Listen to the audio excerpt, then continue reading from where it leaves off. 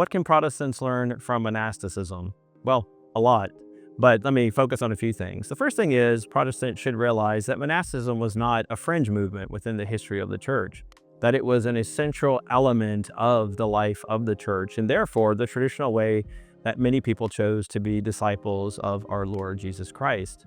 And so once we realize that we're talking about a way of being in relationship to God that actually is a vocation, that people are called to that way of life. And in following that calling, yes, they move into monasteries, they adopt certain practices, they live by a common rule. And that might not be true for everyone or common for everyone, but again, things that we can learn from it. Living a ruled life, living a kind of life that follows the discipline. Primarily, the scriptures are our rule of life. But of course, they don't address everything or even the best of the spiritual practices that perhaps we could adopt.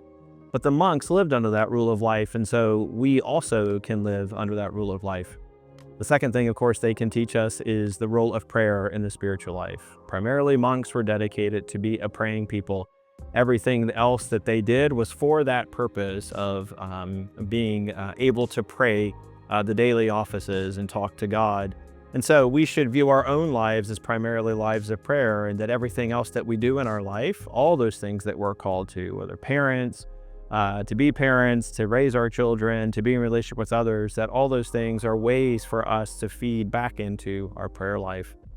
And the final thing is the monk, monos, simply means one who is single-mindedly devoted to God. And so what can we learn from monasticism is that we need to live lives that are single-mindedly focused on God.